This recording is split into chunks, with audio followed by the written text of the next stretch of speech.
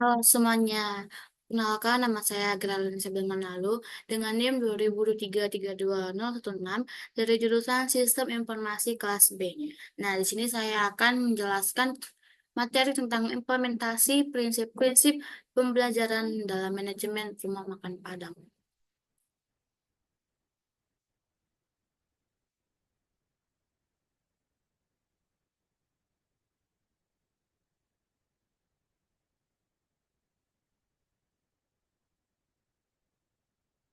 Oke, yang pendahuluan, apa itu prinsip pembelajaran? Prinsip pembelajaran adalah konsep yang memandu proses belajar efektif melalui siklus yang melibatkan pengalaman, refleksi, teori, dan eksperimen. Yang selanjutnya itu tujuan penerapan prinsip pembelajaran. Mengapa diterapkan di rumah makan Padang?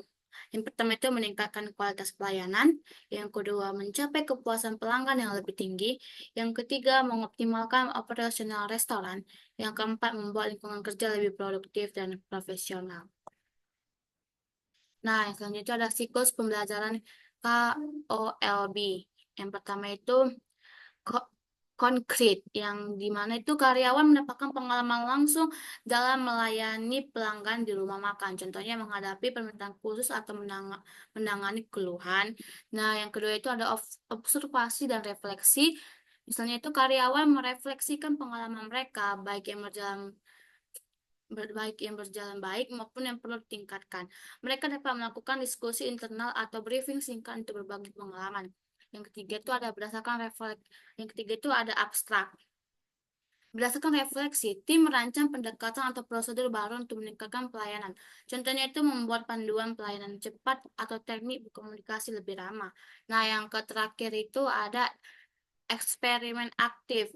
Karyawan mencoba menerapkan strategi baru dalam melayani pelanggan berikutnya. Mereka mengevaluasi hasil pendekatan baru berdasarkan respon pelanggan. Yang selanjutnya itu pengalaman konkret di rumah makan Padang. Misalnya itu karyawan menerima pesanan, menyajikan makanan, dan melayani pelanggan dengan ramah. Yang kedua itu observasi dan refleksi. Setelah jam sibuk, karyawan dapat berdiskusi tentang pengalaman mereka, seperti bagaimana menangani pelanggan yang rewel atau bagaimana meningkatkan kecepatan pelayanan. Nah, yang ketiga itu konseptualisasi abstrak. Tim dapat merancang panduan baru untuk melayani pelanggan dengan lebih cepat, seperti menyiapkan pesanan terlebih dahulu dan atau menggunakan sistem antrian. Nah, yang terakhir itu eksperimen aktif. Karyawan mencoba menerapkan panduan baru dan mengevaluasi hasilnya. Jika efektif, panduan tersebut dapat diimplementasikan secara permanen. Nah, studi kasus dan bukti yang valid itu, misalnya itu restoran lain ini menggunakan sistem pembelajaran yang dan berhasil meningkatkan kepuasan pelanggan hingga 20%. Selanjutnya itu mungkin rumah makan Padang dapat melakukan survei kepuasan pelanggan sebelum dan sesudah pelatihan untuk melihat perbedaannya. Nah, yang ketiga itu rumah makan dapat mengukur durasi waktu penyajian sebelum dan sesudah pelatihan untuk melihat peningkatan efisiensi.